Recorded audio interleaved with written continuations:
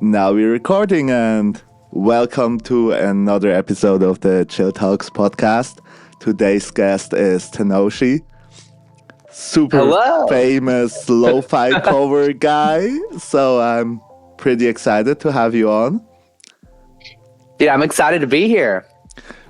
Should I call you Tanoshi or just Phil? You can call me Phil. Phil is easier, right? Yeah. Perfect. Okay, and yeah, I usually start with having the guest, so you introduce yourself a bit to the listeners, so everybody knows some little background information. Awesome. Yeah. My name's Phil, aka Tanoshi, on Spotify and everywhere else you listen to music. And I've been making like lo-fi music specifically for about like, is it 2025 now? So like 3 years now, regularly. But I actually made my first lo-fi track with my brother Steven back in like 2019, before I even really knew what the lo-fi VGM space was. Like, we just decided, it was his idea, my brother Steven, to make a lo-fi cover of Cantina Band from Star Wars.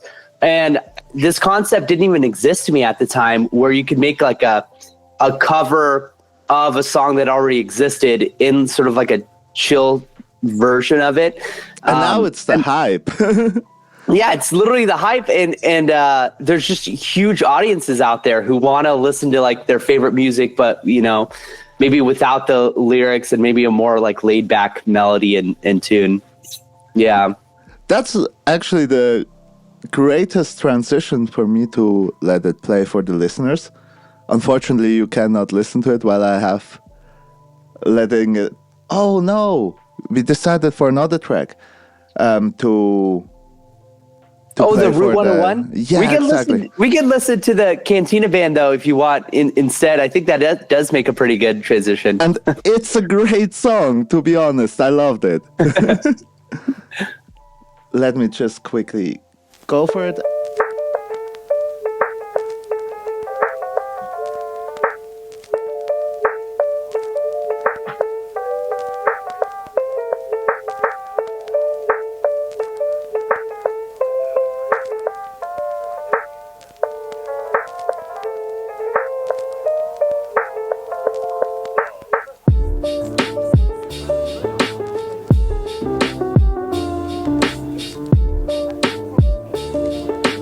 Bro, that's such a vibe. And it makes me think about this one Family Guy scene. Every time I listen to this track, Really? I first got this Family Guy scene in my head, and Yeah. then let's play the same song again. Okay, the same song. Yeah. That's so crazy. I first thought that was a glitch in my system, but the play, like the line where you see... Yes, the lightsaber. Yeah, the lightsaber. I just thought like my... Do you know how Spotify does that? How?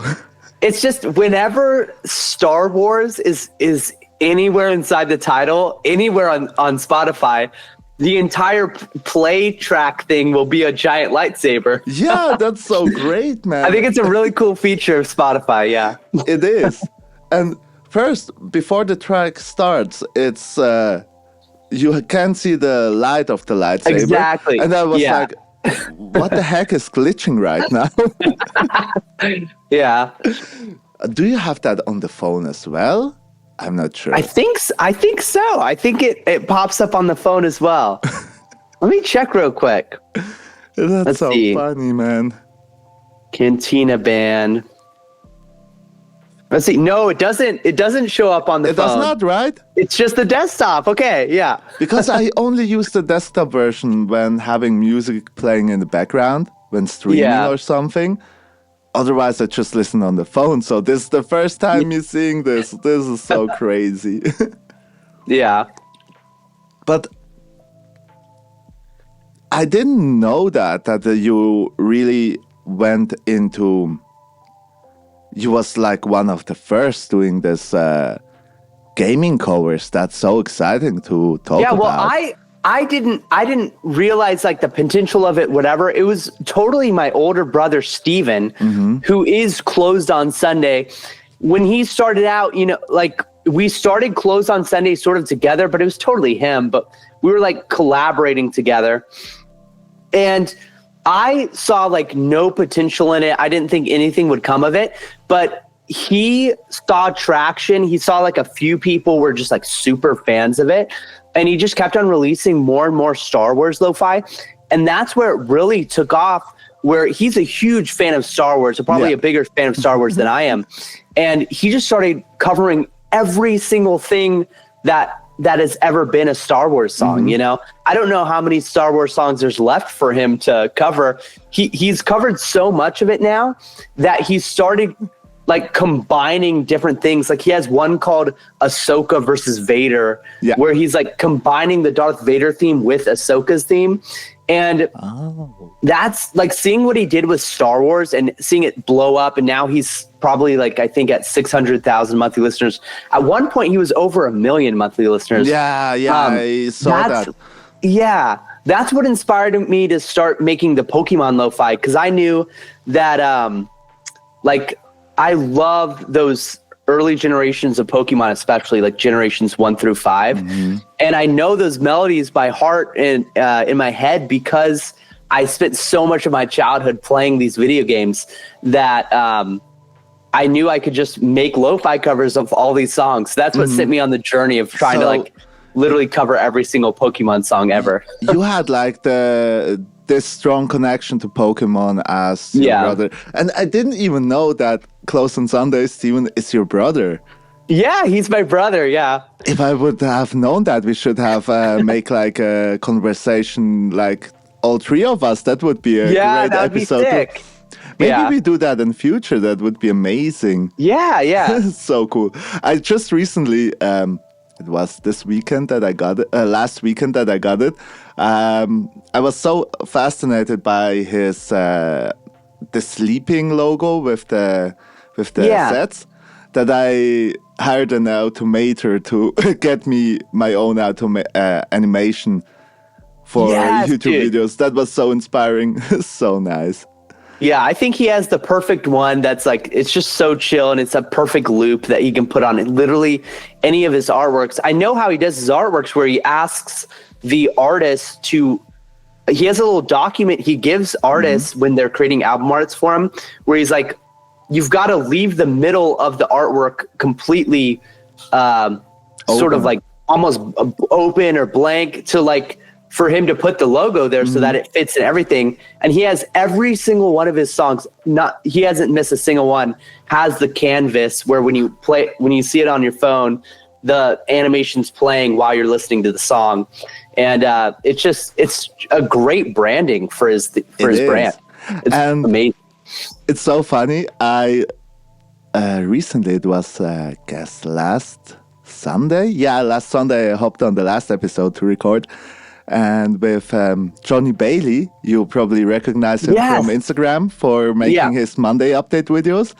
And he explained to me that Tanoshi means fun in Japanese. Yes, yeah. So That's cool. exactly right. I remember Glitch City, when she's like studying Japanese for some reason. I think it's because she was traveling to Japan that she started learning Japanese. And then she like sent me a photo of her Japanese like textbook or something where she's like, Tanoshi, look what I learned today how to say. it was like learning that word.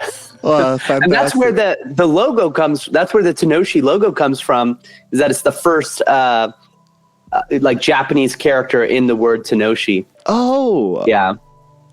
It's so funny because the name of the character is Raku, yeah. I'm not sure what it was exactly, but I remember Googling it one time just to get like faster to YouTube, but then like a company profile popped up and I was like, whoa. Something I'm thinking of where it's the iPads made for kids. I think it's called like educational tablets or something. And apparently somebody told me recently that they went bankrupt. I don't know if that's true or not, but it's like, I'm going to be the only Tanoshi. Yeah, exactly. Next time someone's Googling for that, you will pop up immediately at the first line. Oh, that's so fun. Yeah, and it's actually also funny because I wrote down to ask you about the nostalgic connection to Pokemon, but you already answered that. Oh, well, it goes even deeper if you want to hear it. Just tell me. I guess Yeah, all so- the listeners want to know as well. Yeah, so it was I literally remember the specific Christmas that it was 2008. I was 8 years old, and Steven, closed on Sunday, meets me down. He finds me down at the Christmas tree on Christmas morning, and he gives me his old Game Boy Advance SP, the one that like flips open and closes. Yeah, that was a great one. Yeah, and he gave me Pokemon Sapphire with that, and that was my first time ever getting to, like, I've played Pokemon battles before that, but I never got to go on my own adventure. And it was so cool to me when my brother gave me this Pokemon Sapphire. I created a new game file, and I just started playing through this adventure, and I fell in love with this world of Pokemon where you're just a kid who's like given a free license to go around the world exploring on an awesome adventure where you're catching Pokemon, battling, and like making friends and stuff. And it was super cool because it was at the same time where all my friends were getting Pokemon, and we could all play games together and trade and battle. And it was just like a it's an incredible memory I have. I remember trading Pokemons with the cable back in the days. That was so much fun. Yeah. And like there's an animation that shows up on the screen where like you see the Pokemon going through the cable. It's like... Yes, exactly. Yeah, for me, it's also a super nostalgic thing. I guess it was the very first game franchise that I get to know and love. Yeah. And then... Yeah, I stuck for years on the old first generation Pokemon games. They were so cool. And yeah, as a child, you didn't even got the money to get a lot of games. So you really stuck for one if you got one. Exactly. If you got one video game, you're gonna play that and you're gonna learn the in and outs of it, and you're going to get every single piece of content that the developers put in there. Like in Pokemon Sapphire, there was these hidden legendaries called the Regirock, Regice, and Regigiga, or Regirock? The three Regis. I forgot what the other one. Registeel was the third one. Oh, yeah, Registeel. And there was like these hidden, like inside the rock, there's like these carved, I guess you call them like glyphs in the rock. And it was impossible to like decode it. I had to go on like online and look up wikis and stuff. But when I finally got into the chamber and was able to fight Regirock, Registeel, and Regice, it was like the coolest experience ever. I was like, whoa, there's so much to this game. It's so funny. I saw that literally on TikTok this week, and I was like, hell nah. I didn't know about that. Yeah. That's so cool, man. And I guess this is where the nostalgia also came from, of the success in this old Game Boy covers. Because you spend hours playing the game, like thousands of hours, and you memorize this melodies, and now when you're an adult and just listening back to them, it relaxes you and brings you back to a simpler time. Yeah, it makes you feel comfortable, bring you back to this childhood vibe where everything was so relaxed and peaceful. Yeah. That's definitely one of the aspects why it resonates so well with the listeners. I think so. It's so funny. It was actually you brought me up on this making lo-fi covers thing. Because I started with lo-fi just because I love that chill vibe. It's so relaxing. You feel totally carefree and everything. And I can't even remember because it's now nearly 2 years ago, probably, when you hit me up about the Discord server. Completely changed my life, I swear. That's awesome, dude. Yeah, the Discord has taken off more than I could ever than I ever thought it was going to take off.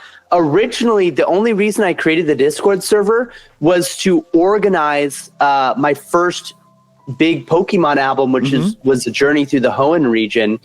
And I remember the first person I ever invited to the server was Kihambo, because I was just going to do a one-off Pokemon collab with him for Dewford Town. And but then it started growing larger and larger. I thought it was just going to be a 3-song EP. I got like a couple more artists. And then I was like, wait a minute, how far can I take this? So I just started messaging people like Glitch City, who like Glitch City, I had no expectation in my mind that she was going to reply, get back to me, and then that she would end up being on like the opening song of that album. And that just blew my mind away. And then when January came around and I eventually released the album, I asked everyone in the Discord server, like, hey, so like I was thinking of deleting the server so that like I could respect everybody's like, I don't know, they're like Discord profiles. Cause you know, people use Discord for a lot of different things and they don't want to be getting notifications and stuff. But then everyone unanimously was like, no, we got to keep the server going. Like, it's so cool to have this kind of club where all of us artists are, you know, sharing information with each other. So then just one by one, I started adding the different channels in the Discord.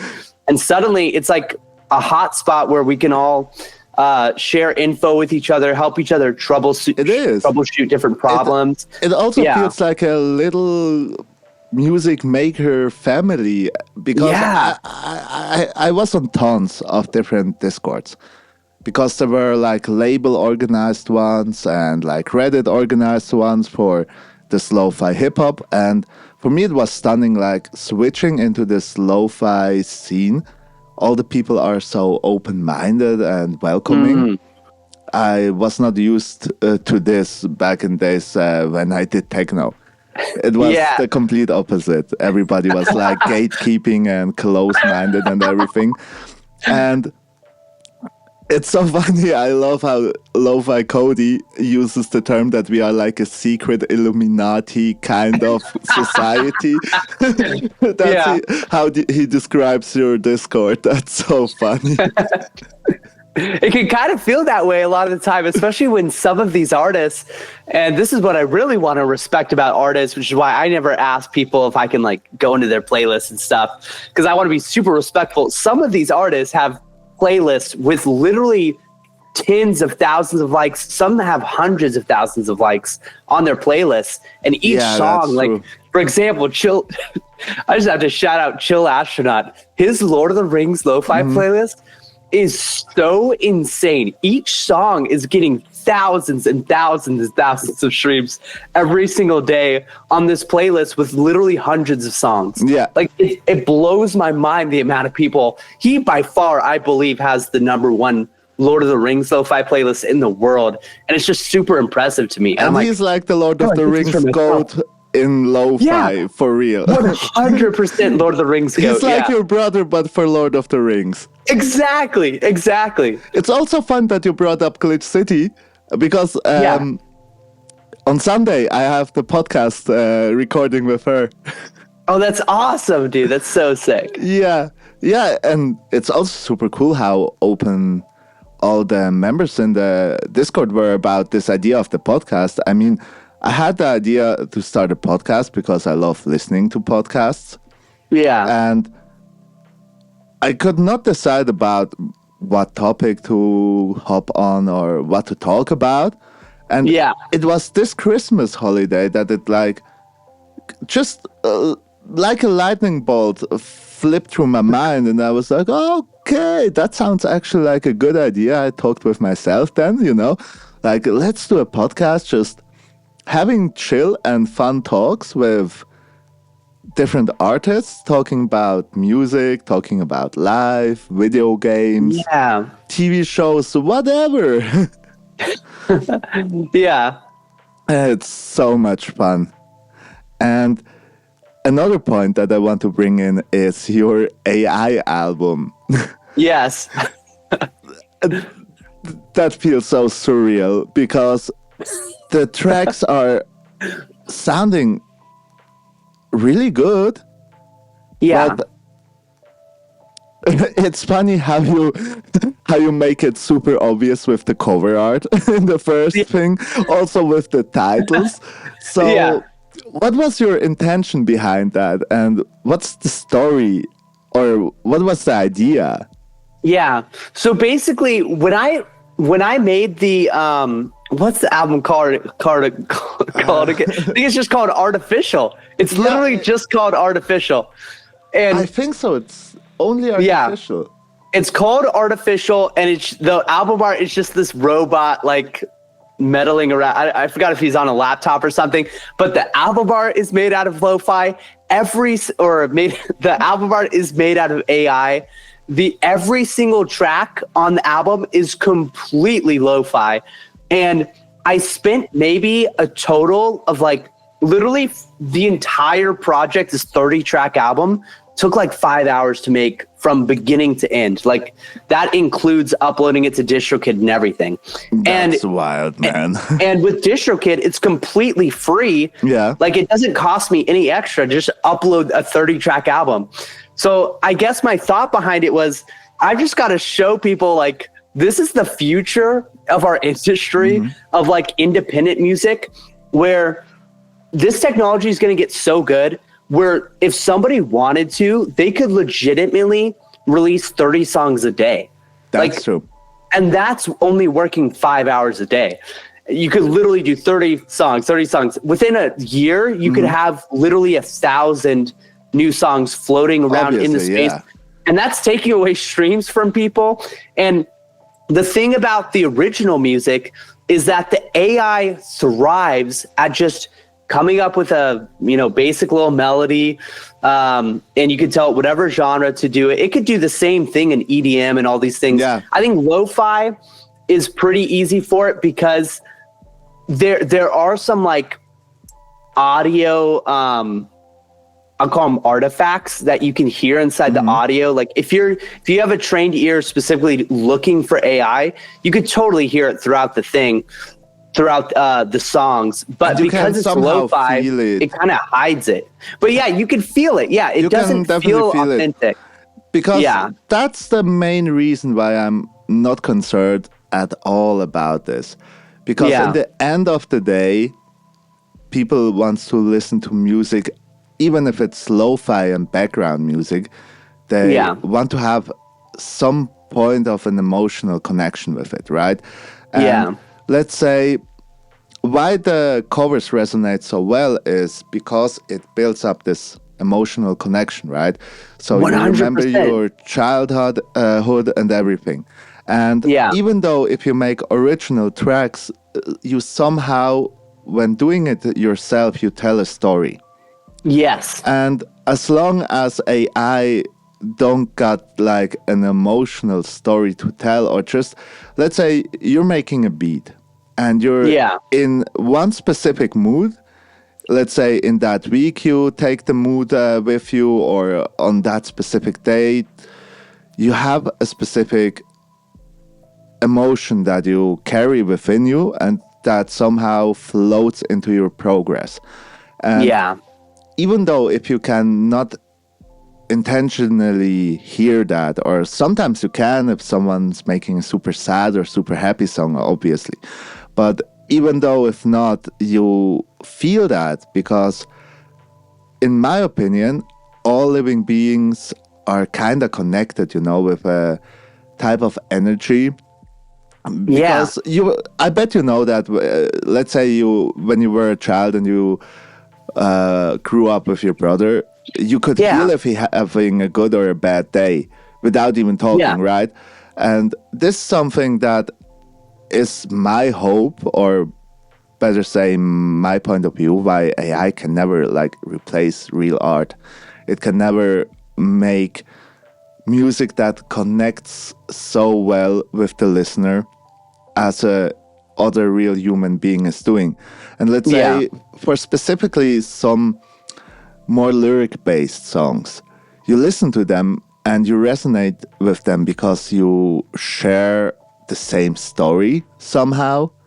If someone's going through a heartbreak and he listened to like some sad emotional music, from someone singing about a heartbreak phase.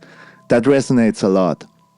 And also what I saw is by scrolling through your Instagram, that's by far the least successful album in your profile, to be honest. By far, By far, yeah. because you see numbers from like 50,000 streams to 2 millions, and then you see this album and like 2 or 3 songs have break the 1,000 streams mark. Yeah. Yeah, that's and I mean, let's say you really just want background music and you don't focusing on it at all. That works pretty well with AI music. It doesn't matter then. But let's say in the gaming industry, for example, do you think AI music will replace composers for video game? I don't think for any AAA. I don't think for any AAA stuff, but I do have a sneaky suspicion that, you know, especially for like indie developers who maybe they're just making like a very small, like maybe it's like a tiny little pixel art game or something, and maybe they don't have any budget to hire a composer and they don't know how to make music themselves. I have a feeling they're going to start people are going to start using AI to make like quick songs. But you're right that without like a real human there to capture the emotion that the scene like is begging for, you're never gonna get something like what the Pokemon games deliver you. Exactly. Where when you're in a certain area, for whatever reason, the composer of the Pokemon Center knows exactly the vibe and the aesthetic and the emotions they want to bring out when you're in the Pokemon Center. It's like a safe place of healing and like there's all good vibes with it. And the AI is never going to create something that's special. I don't think that'll pull at like the heartstrings of a human. So, yeah. I love this Poke Center song. It was my this year's or already last year's Christmas Pokemon cover. Oh, that's awesome. Yeah, I really love the melody. And also I think let's say you have an indie video game producer, I think it should not be a problem of the budget. I mean, when I first started doing music, if someone hits me up like, hey, can you make me some music for this game for free? I would even then say yes, just to be involved in like a huge project. And we have so many talented music producers out there. I think if some indie game music companies are listening to this, just a shout out, there are tons of artists who will love to do that on a super small budget, even for free, I guess. Yeah. And I mean, there are so many nostalgic moments that you have, even though you don't have to be a child. Let's say when I watched Naruto, I was already an adult. Yeah. Like not fully an adult, still like a child in my head, but like on the passport I was like not underage anymore. And like those songs from the Naruto Dude, the sadness and sorrow. Oh man. So good. I have an idea of making an album just with the music that plays in the filler episodes. This music is so fun. It's like really carefree and happy. Yeah. And I really want to make like an EP just with this filler episode songs because dude, do it. Not many people covered them. Yeah. I have to be fast now when the podcast goes online. You're going to see like every Friday another song. Yeah. And you're working on your next big Pokemon album, or is it already finished yet? It's already done and uploaded, and I'm almost like in a work hangover mode right now because I was we did not meet the deadline this year. It was supposed to be done December 1st, and then I would upload it like December 3rd or 4th. But this year it took us all the way to like December 14th is when we finished it, and then I like did all the final masters because the way I do it is I complete all the songs, to what I call like basically done. It's like 99.99% done. And then I work on like making sure every song perfectly and smoothly transitions from one another. And then that's when I do like the final master and make sure every song is the same loudness and that it's all like sounding inside the same room, you know, because I want, or maybe it's not all sounding in the same room, but it just makes sense transitioning from song to song. It doesn't sound like different, even though different people did work on different songs. I want it to sound cohesive. Like it's one of the coolest things about doing these journeys through the Pokemon regions is that I feel like I'm getting to craft like a journey, like a musical journey that the listener gets to go on, you know? And especially if somebody has played through the Pokemon games, this time it's Pokemon Black and White, the Unova region. And this might be, I think this is the first time I'm publicly announcing it's the Unova region. Woohoo! Yeah, I haven't even know. Or I have know that, but I even asked you to be on it, but you were already fully booked. We were fully, it was so crazy because, and here's another crazy thing. I mean, I'm not going to name any names, but we had lots of people join, and we literally had like, I think at the very beginning we had 39 artists who were a part of it. And then I was like, we can't have anybody else because like people are wanting to work on multiple songs and there's only 50 songs on the album. But then by the end of it, especially nearing the end, we just had people starting to drop off like flies. And they all like, there's like lots of people who dropped off. And then I think we were left with like, I think there's 30 artists. So we had 9 people drop off. So like near the end, I was like, oh my gosh, these people are like leaving me. What's happening? Wow. And so I had to like crunch time at the end to finish everything. You should have just send something over. I would have. Oh man, I'll remember that for next time. Sure, because I love like having a strict workflow. No, probably we are the same in this topic. I don't know, because when I set up an idea, I want to just like work on it till it's done and then relax later. Dude, that's the key. And that's one of the reasons why I think I wasn't able to hit the December 1st deadline, is because I did get distracted with a couple of side projects, which I'm glad I did them. It was just a couple friends.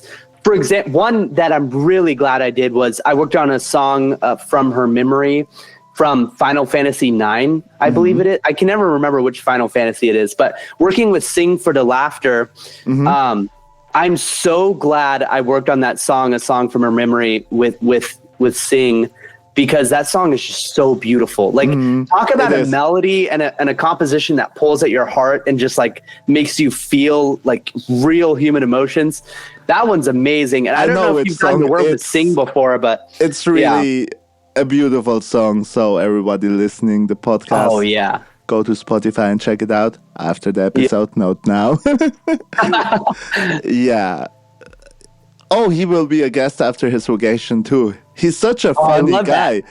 Yeah, is he? Yeah, he is. We kind of started chatting more and more lately, and the vibe resonates a lot. I probably have to drive over to Berlin to say hi in this year.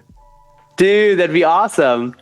Yeah, one of the few ones from our secret society. That's not that far away. Yeah. That's fun. And I'm super excited for this album.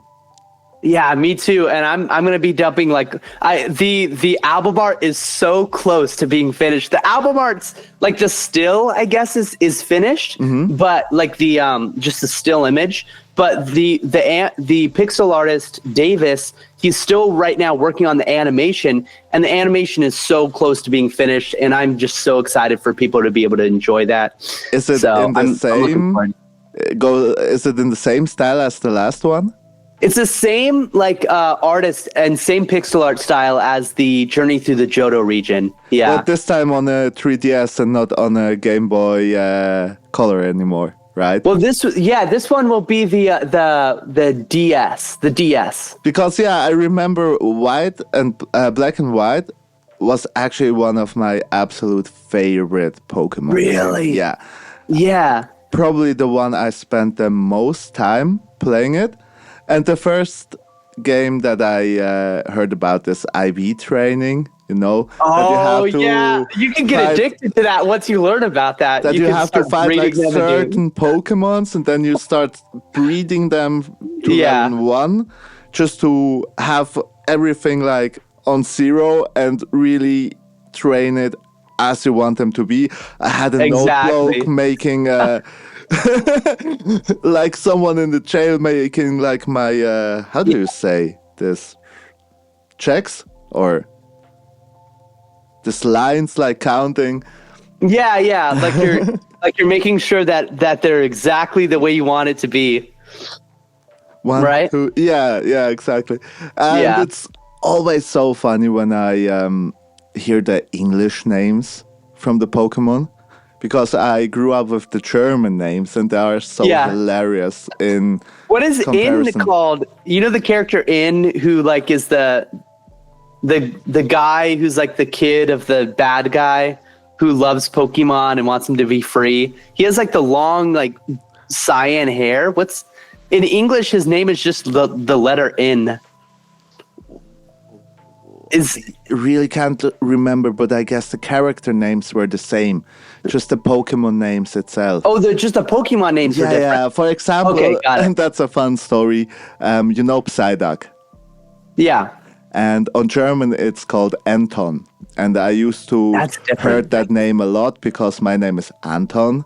Oh. And people used to call me Anton for fun or just to mess with me back in the Yeah. childhood. So, yeah, and then I saw this Pokemon, and in English it was written Psyduck. And I was like, that's a way cooler name. Why just Yeah. translate it in a weird German name? Yeah. Because Ente is the German word for duck. Inte? Ente. Just, yeah. Yeah. It's the German word for duck, and it's called Anton. Yeah. What's the evolution name? in It's English? the evolution in English is gold duck. Okay. And I was always confused with that one because you'd expect a gold duck to be a gold colored duck, like sort of like Yeah, Psyduck. true. But gold duck is a blue duck. Yeah. So it's like, what? This I doesn't don't make know. sense at all. Yeah. Because the blue version should be like the shiny version. Yeah. The shiny one is green. No, I'm not sure. I can't remember. I kind of want to Me look too. that up. But this is not a Pokemon to shiny hunt, actually. Yeah. Gold duck shiny. Let's see what color he is. Oh no, it's just a darker version of blue. Oh, it's what? it's not even a good shiny. That's it's just so boring. I hate when the shiny Pokemon are just like literally a couple shades of a different, like they went onto the color palette and they just shifted it like a couple little bits over. Took like the brightness fader, make it dark. Exactly. Oh, can you Oh, man. remember your first caught shiny Pokemon? My first caught shiny Pokemon. Oh man, dude, it wasn't in Pokemon Sapphire. I played Pokemon Sapphire literally like, I actually eventually got a Pokemon Ruby, and it was the Pokemon Ruby that I would play over and over, resetting it, and I'd just keep on beating the game, speedrunning it, and like catching the legendaries, then trading it over. And in my Pokemon Sapphire file, I had so many Rayquazas. I had so many of them. But I think it was in Pokemon Black and White that I caught my first shiny, and it was one that I didn't care about at all. It was one that I thought was so dumb. I think it was the little piranha fish. I forgot what his name was, but he doesn't have an evolution. And he's kind of a boring Pokemon, but I remember he sparkled when I was fishing, and I was like, oh my gosh, here it is. And I used the quick ball, and I caught him first try. And Nice. I was like, wow, that's kind of a dumb shiny, because I never used it in my life, you know? I don't know the English name, and I can really not remember the German name, but mine was this little worm that lives in this turtle thing inside. Yeah. The super tanky one. Shuckle? Yeah, Shuckle. yeah. Yeah. But I loved it because you could play a really funny build, like just stealthing with that and just throw like the spikes Yeah. on the ground. I had super stupid teams. because it was a time I met this one guy when doing sports. We used to do kendo. Maybe you heard of that. Yeah. The, Ooh. and he brought me into this IV training and like set up real Pokemon teams, and it was so funny. We like used to hit on each other with bamboo swords for like hours, and then we just went to a cafe and had our Pokemons fight for another 2 hours. That's awesome, dude. Yeah, that was pretty much fun. Yeah. It's so funny. I wrote down some topics on this podcast, and we already talked about all of them. Every single one of them. Dang.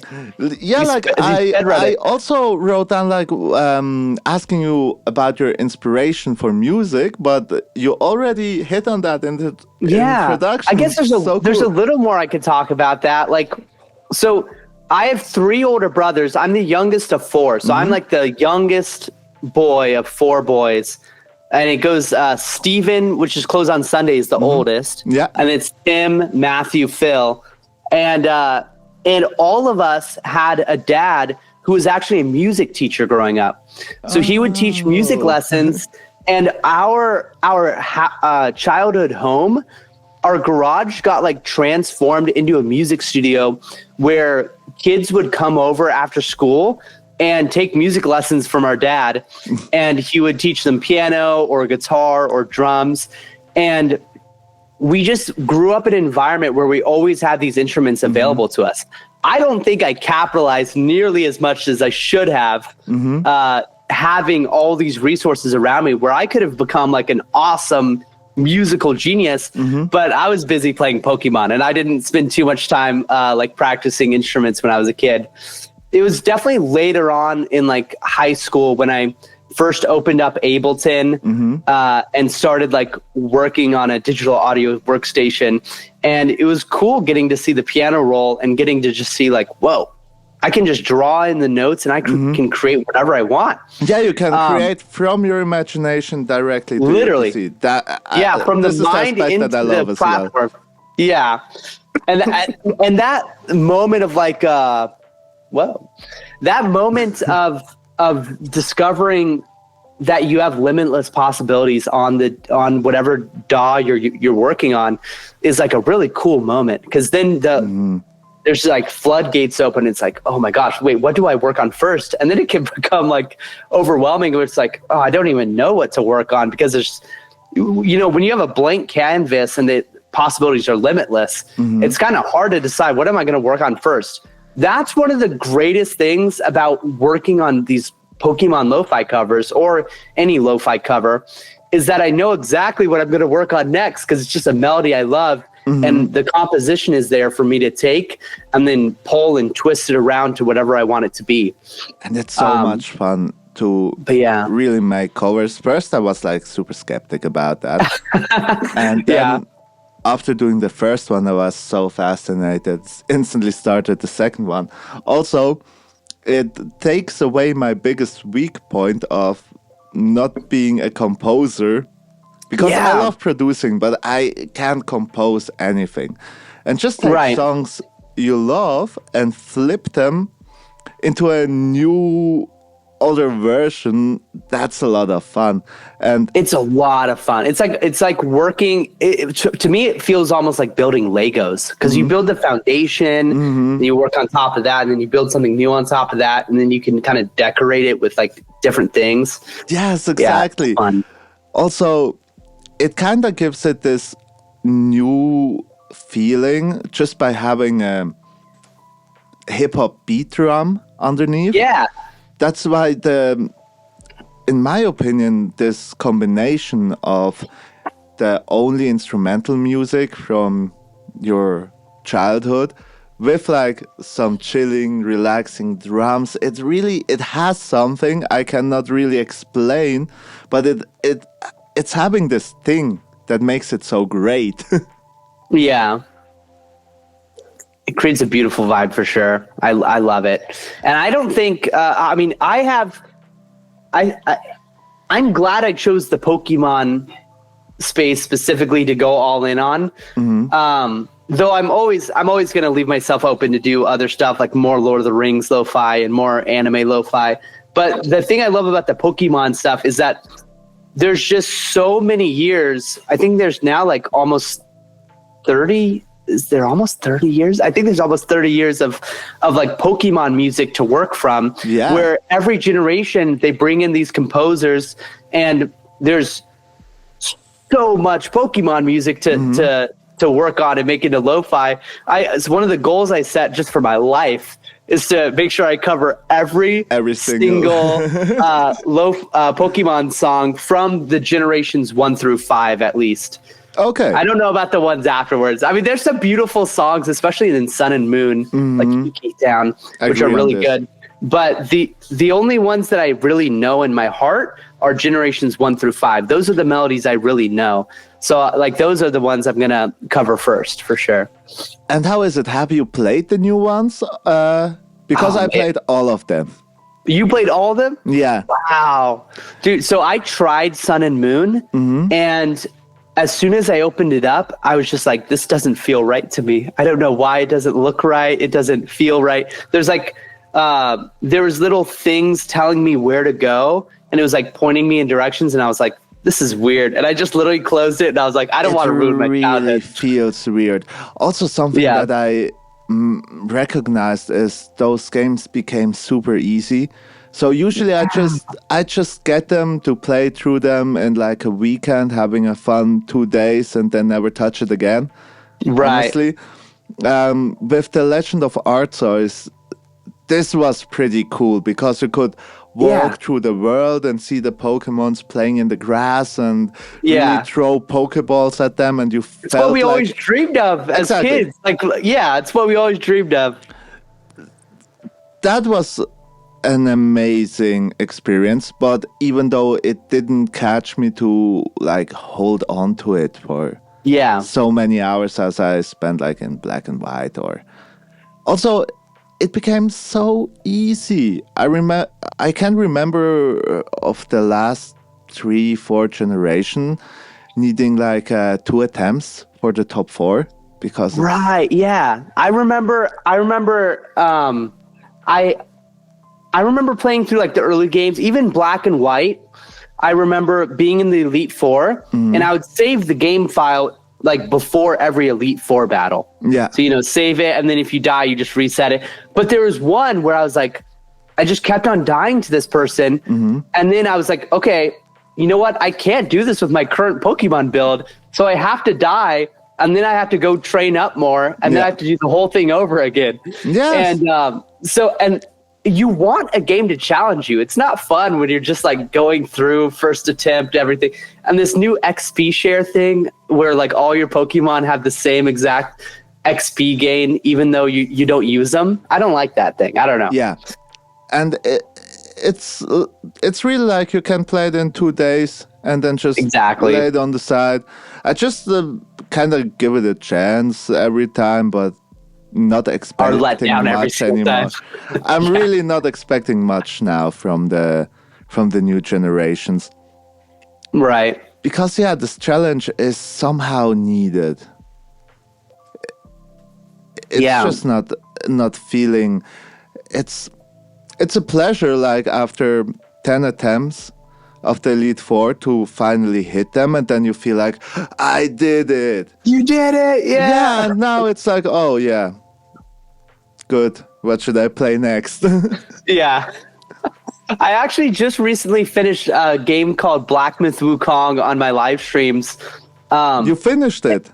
Yeah, I finished Black Myth Wukong, and it took me around 60 hours. And the thing about this game, it's the first game in its genre that I've ever played. And I didn't really know what I was getting myself into going into this game where you're fighting these epic bosses. I thought it's just like any other game where you just kind of fight your way through and you go on a journey and there's nothing like more to it than just beating up people. But if you go in and you're not intensely focused on the boss you're fighting, which every single boss has a completely unique moveset, and they like, if they hit you 2 times, you're dead. Yeah. You're dead and it's game over. And I'm like, oh my gosh, I've never played a game that treated me so unfairly. Oh, Like, then you should they just try beat Dark you up. Souls. Then you should try Dark Souls because Black Dude. Myth Wukong compared to the From Software games, Yeah. it's like really petting you. It's like nice. It's super That's nice what to my you. live stream chat was telling me. It's like, Yeah. dude, if you're not having fun doing this, like never touch Dark Souls in your life. Like, Because but I yeah. really love this Dark Souls style and also this hard to fight bosses, but I'm just too bad for it. And Black Myth Wukong is my number one game from last year. Dude, same. I agree. I came to chapter 4 or 5. 5. I came to Yeah. chapter 5. And then I somehow just like went on with another game and completely forgot about it. And now I don't want to get back because now it's harder. And You're right. I actually have to restart the game again. You know? But what's your opinion on this one freaking boss, in the first chapter, the guy in the water? He was the hardest boss to beat, The in my guy opinion. inside the boulder, the guy in the rock. No, in the water, near the the waterfall. water. That turns into a snake. And he's in chapter 1 or chapter 2, you said? I think it was in chapter 1. If or it's maybe chapter 2. 1 and it's early on, I know exactly the guy you're talking about. It's very early on. And it's right after the guy with the monkey. It's right after the monkey guy who upgrades your gourd. I think I know the snake guy you're It's talking the about. first boss with 2 stages. Yes. Okay. Yeah. I, Because at the beginning he's just like a samurai guy. He's not Yeah. a snake yet. But then Yeah. in the second stage he turns into the snake. and he was the hardest boss to beat in the whole game so far for me. That was crazy. He's a tough one, dude. Yeah. And it's hard because at the very beginning of the game, you're like, I don't have any upgrades. I can't, like, I don't have any skills. Like, you literally are not allowed to get hit by the enemy. Yeah. It's just like, You the really game have just to. feels like it's slapping you around. Like, oh yeah, you spent $60 on me. I'm not going to go easy on you. Yeah. And then when you finally beat him, that's when the dopamine in your brain releases and you're Yes. like, whoa, I did it. Every other boss felt somehow easy after this one because he kind of. Yeah. He's the one breaking you, and then Right. after getting over that. After that comes this big glow down Kung Fu Panda boss. Right. You know, the Yeah. big beard? Fiery. Yeah. And he felt so easy after this fight, even though it was the final boss of the first chapter. Yeah. Oh, that's, in my opinion, the best game released last year, by far. And Yeah. also one of the best action games that I played myself. Yeah, I'm trying to look for more games like that because right after Black Myth Wukong, and this was actually, so I finished Black Myth Wukong only a few days ago now that I think about it.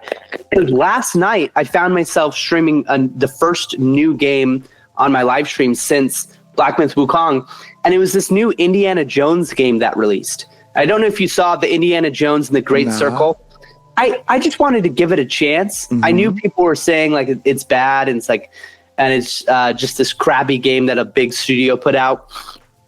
But I wanted to give it a chance because I'm such a big fan of Indiana Jones. So I was coming into it ready to be so merciful to this game and so kind to this game. And from the moment I started playing this game, it was the most boring thing I've ever done. It was literally sucking the life out of me. And I was playing and I was trying to like see like, oh, like, is it just a really good story? Is there like kind of just less gameplay and it's more about other things? Maybe it's like an investigative game. Like it's not really an action game, but no, it just sucks. Just all around. It's a terrible game. Like it's so slow. It's not action packed. The fighting, like the only way I found to have fun in the game is by playing it the wrong way, which is using my whip to take somebody's gun and just start shooting a bunch of people. And like you immediately die because you get swarmed by enemies. But So you set it's up the your only way I own can have hard fun. mode. Yeah, exactly. Yeah, but Exactly. the Souls-like games, once you get into it, it's really hard to be fascinated by other games for a while. Really? Let's be Wow. honest. And something that I can really suggest to you playing is Lies of Elden Ring? P. Oh, Lights of what? Lies of P. Lives of P. No, lies, like in Oh, lying. Lies. Lies of Let me look P. it up. Lives of P. It's so cool Who was from telling the me about graphics. this? Wow, is this revolutionary time? Is this like 1800s? It's What is the, this? you know the Pinocchio lore? Pinocchio. I don't know the Pinocchio lore. No. From this old story about this wooden puppet that the nose grows. I know the Pinocchio. Yeah. Yeah, exactly. And you're actually playing him, and you can decide. It's like it's a bit harder than Black Myth Wukong, or let's say it's decent amount harder. Yeah. But it's in this style, and also you can make decisions of telling the truth or lie, and whether or not you go on the one side or the other have completely different endings, and you have Really? options to choose, and this will go on this way or this way. And, it's not with the wooden nose, but it's this robotic kind of puppet style. So Yeah. you turn more into a robot or you turn more into a human. Yeah. Wow. That's a great game. And I think if you love Black Myth Wukong, you will love that as well. I've got to try it, dude. Because, dude, honestly, this Indiana Jones game disappointed me. I was like, man, okay, we're back to normal video games that aren't good and like aren't fun. So, dude, I'm gonna try out the Lies of P. I'm gonna try it out, dude. I That's gonna be had sick. tons of fun playing it, and I could not finish it yet because it's really way harder than Black Myth Yeah. Wukong. Wow, really? Yeah, it is. Dang. But Have you ever played Elden Ring? Because lots of Yeah. people told me about Elden Ring and Sekiro as well. Those were the other two games that people were really talking are about. great. Both. Yeah. I haven't tried Sekiro, but I saw videos. It looks super fun. And Yeah. Elden Ring, I have. I finished that actually. It took me hours and hours. And Elden Ring is great. Elden Ring is really. Yeah, top since tier. that one's like medieval, I feel like I would have the most fun in that. I don't know what I think it's the dark like themes that like I just wasn't really drawn to it. But if that's what people are telling me like is literally like a medieval fantasy type of version of Black Myth Wukong, it's like, dude, I kind of want to play that. I want to have like a bow and arrow, being able to like shoot or like have like a giant sword. Like that's the kind of game I want to play. It's a top tier game. And just don't, after finishing it, just check on some videos about the DLC, because I got the DLC. I could not kill a single boss. Because of how difficult it was? It was way too hard. It's like Oh my gosh. you have like, let's say you have Black Myth Wukong here. Then you have around here Elden Ring. And I would have to stand up now, walk on the roof of the house. We have like 5 levels here. And then go on the rooftop and show the level of the DLC. It's I think they it's found so out they found crazy. out a way to make infinite content by just having infinitely difficult characters. Yeah. It's like, oh, now you think you can take a breath, you're dead. Yeah. You want to make one step left? Nah, you're dead. That can get frustrating. I remember there were moments in Black Myth Wukong where I was ready to punch out my my monitor. I was ready to just go, oh man. Oh, and I saw clips of you on Instagram, I guess, fighting my most favorite boss. This Which one? This glow down tiger from Kung Fu Panda. Yeah. The one that you have walk up all the stairs. That was the best boss fight. He looks in like Tony my the life. Tiger. Yeah. He looks like the Frosted Flakes mascot. Just like after a glow down, no more TV shows and tons of alcohol. Yeah. Oh man. Oh yeah, I love Black Myth Wukong. I really should get back to it, to be honest. If you're on chapter 5, you're so close. You should just close the gap there. You don't have to restart the game. Yeah, I will give it a shot. Probably fight some easy NPC monsters before hitting the bosses. But Yeah. it's really compared to like Elden Ring, it felt so easy because I finished Elden Ring first and then went to Black Myth Wukong. Or the first headbutt guy in the beginning. The headbutt guy was very crazy. First one, yeah. Yeah. Oh, I was so frustrated. But it's one of the most important skills that you get from him. Like just to exactly knock the out spirit to be able to do the I haven't changed the spirit since then till the chapter 5 because bless you. Thank you. Yeah. And it's an OP spirit. And I would say let's come back a bit to the music. Just what's your next big project after being done with Pokemon? Man, after being done with like this Pokemon album, or after I'm done with like all of Pokemon? No, after this one. Will you immediately go into the next Pokemon album, or do like no? 1-2 tracks I definitely for fun? can't. Yeah, I know I need like some kind of resting break, you know? So for music, for the next project, I'm probably going to try to do some Stardew Valley music because I've been sleeping on like, I don't know if you've ever played Stardew Valley. I did. But yeah, dude, talk about like a freaking indie developer, like indie game creator who he just composed all of his own music. And that's also wild. made all the programming, everything about the game he made. Everything about like who is this alien, bro? Like this guy's crazy. So definitely his music definitely autistic. This guy's just incredibly talented, and like this is music that it's like you said earlier, like even though I wasn't a kid when I played Stardew Valley, like I still, when I hear Stardew Valley music, I think back to the times I was playing Stardew Valley, even if it was just, you know, a couple of years ago. I think I only discovered Stardew Valley in 2023, and that's when I started playing it. And when I hear the music, I think back to those times where I was on my laptop playing Stardew Valley.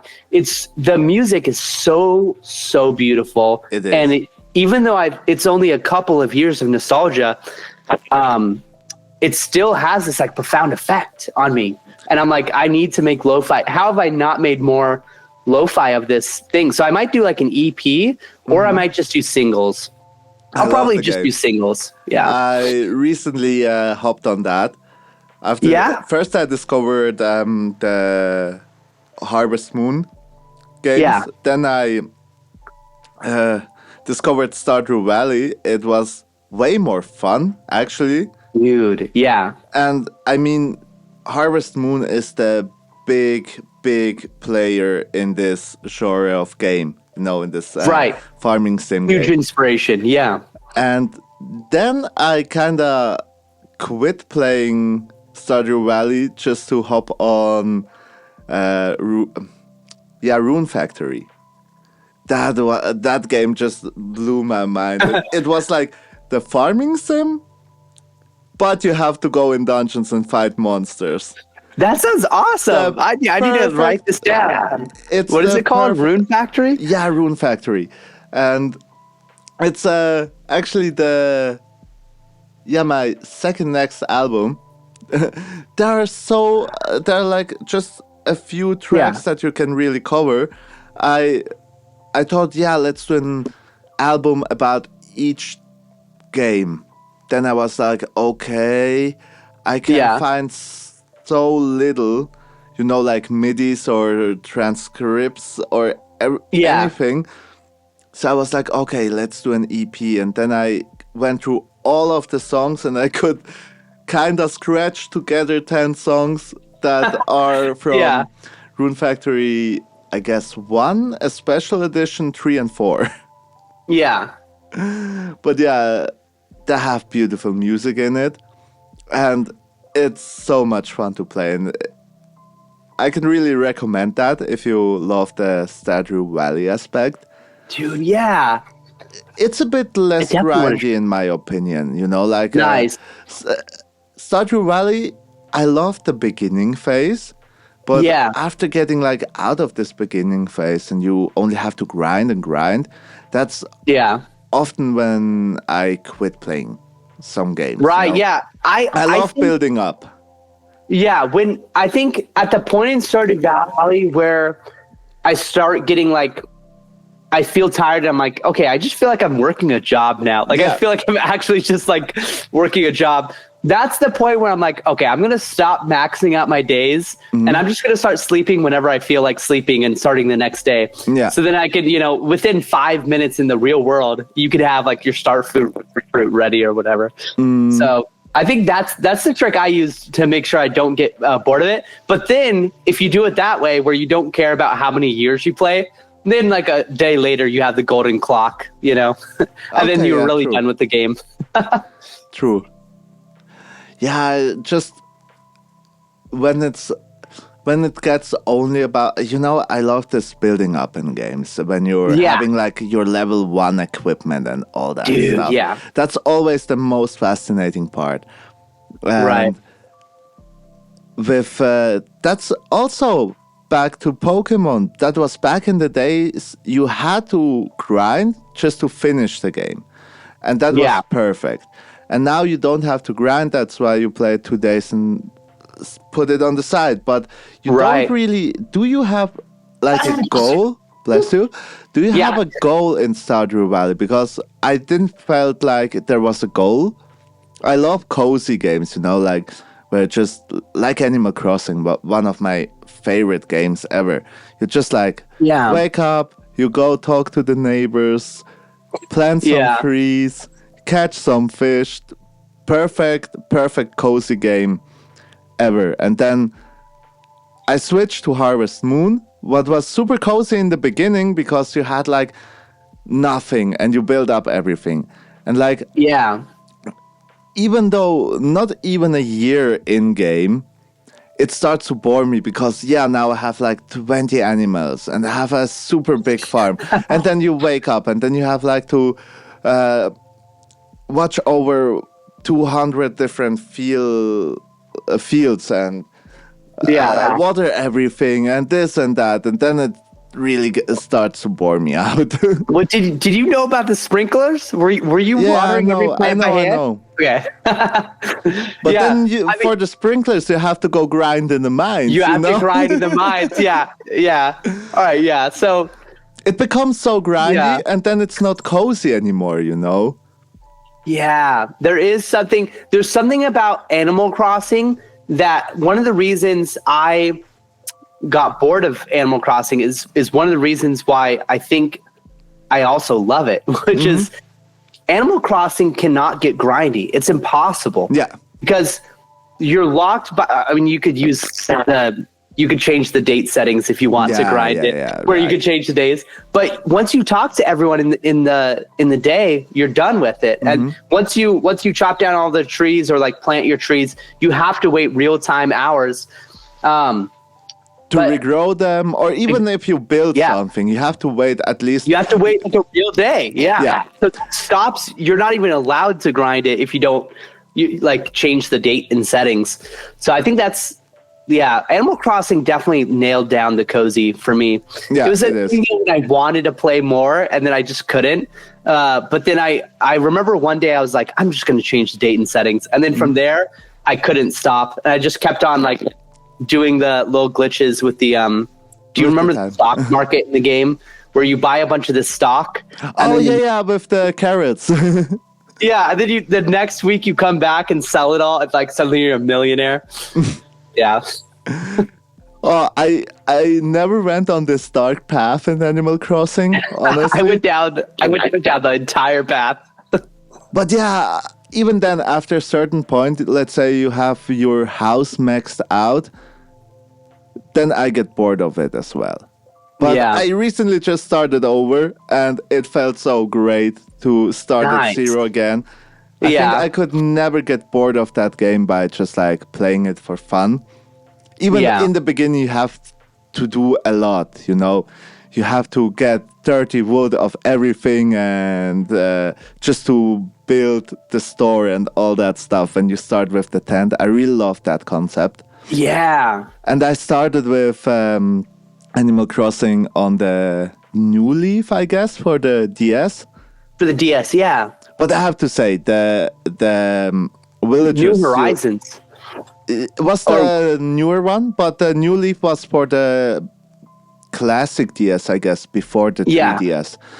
And the best villagers you could have were in this New Leaf one. I really miss this old Animal Crossing. But on the other Yeah. side, you have so many fun options in the new one as well. So it's Yeah. they're all having great sides. Yeah. New Horizons came out the Switch, the Nintendo Switch one came out at just the perfect time Yeah. during COVID. It was crazy the timing. And that's also when Lo-Fi started blowing up. Yeah. I don't know if you saw like when like Eldre, Close on Sunday, Less Gravity, all these giants started rising in the Lo-Fi space around that 2020 time.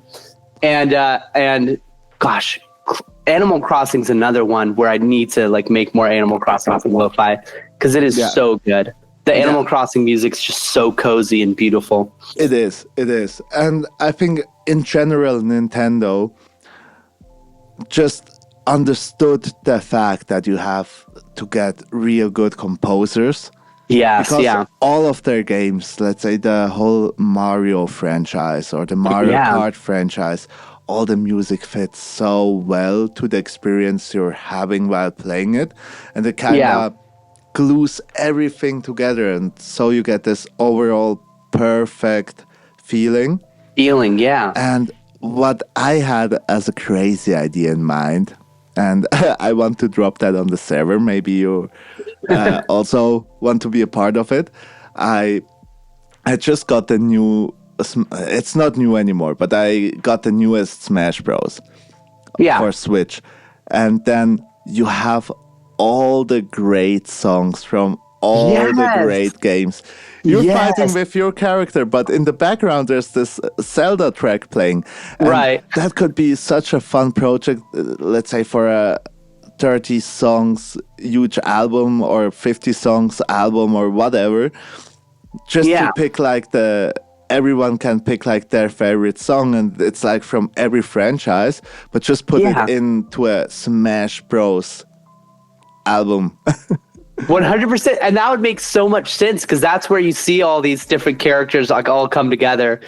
Exactly. And you're right. They have all the greatest hits of Nintendo in that one game. They are all slightly different from the original ones. Right. You know, they are not a one-to-one copy of the original one.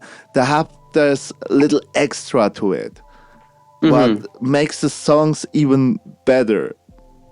I don't know which track it was by name, but this one Zelda track I had in a fight when playing yesterday, it was like, wow. It really blew my mind because I knew the track, I knew the original one, but this version had something to it, you know, something. I don't know if they put in like a little bit more action feeling, you know, because you're in a fight, but it really had something on it that I cannot explain in words, but it was just perfect. Yeah. Yeah. And wow, I see we have already a freaking good time behind us. Already 75 minutes into this. Nice. I don't know. Do you have a topic that you want to bring in for today? Or should I move to my famous last question and we just hop on another episode in some months to have like a follow-up? Dude, that'd be awesome. That'd be sick. Yeah, I can't think of any other topics. Yeah, I think we just get into this natural flow. We had a lot. A lot on this. And my famous last question is, if you can give one life suggestion to the listeners, could be about everything, what would it be? One life advice or life advice, yeah. Yeah. Okay, I just got to think about this for 1 second. Yeah, take your time. All right, so this is life advice for people who are younger, but I truly think it's never too late. I think at any point in your life, you can, if you're dissatisfied with your life, you can start changing it. But my advice is you've got to push through the fear and try new things. If you haven't yet found something that you're truly passionate about and that you're almost like obsessed with, where you can't go to sleep because you're so excited about doing it, or you can wake up in the morning and you're just full of energy knowing I'm about to go do this thing and I'm so excited to do it. I think it's important to find that thing. I just call it your passion. I think it's important for everybody to find their passion, because I think every single person does have a passion. I don't think there's a single person out there in the world who doesn't have something they're meant to do, you know? Yeah. And I think it's a matter of I think the reason why people do die without finding their passion is because they're too scared, or somebody convinced them that they shouldn't go try to find it, or that it doesn't exist, I guess. And I think everybody has a calling in life where their passions and their skills or talents intersect. And it's what you're good at and it's what you like doing. And I think that's what you should do in life. And I think in our modern world, like the world you're born into in our modern era, there's nothing stopping you from making money doing whatever you want. Like literally you could do anything and make money from it. I know somebody who makes money selling videos of storms and different weather events to news stations. So they're just a professional storm chaser. And what they do is they hop in their car. Yeah, they hop in their car. They live in the central United States and they go chasing tornadoes and capturing like 4K footage of it. And then they sell it off to news stations to license it. And that's how they make money. And they're living their best life. They're doing what they're living their best life. I think that's the most important thing, and I could not agree more. I read tons of books about those topics, and I think it's really one of the most important goals in life to find your passion, and you just brought it perfectly on point. Yeah, I think it's a tragedy that people are too scared. It's either something that their parents put on them, is that like it's too risky to not go into something more traditional, like in a STEM field or something. But I think everyone has a unique calling in their life, and I think it's like it's just an incredible. It's sort of like the Pokemon guy going out on his Pokemon adventure, answering the call to adventure. Like everybody has that own adventure just waiting for them to take it up, you know? Yeah. Like my mom, for example, my mom didn't go back to college and get her degree until she was like 48. She was 48 when she finally went back to college and got her degree. And like that was her calling in life, is to go there and become an accountant and start working in accounting stuff. But like it's just never too late, you know? You could literally be, for example, Colonel Sanders, I think he was like 65 or something when this is the guy who created KFC chicken. I think he was even older. Was he older? Let's look it up real quick. He was like super old when he... Colonel Sanders, KFC founding. Let's see. It was 1930, and how old was he? I have a way bigger number in time. Let's see. He was how do you spell Colonel's a weird Colonel Sanders KFC. How old was he? He was 90 or that's age of death.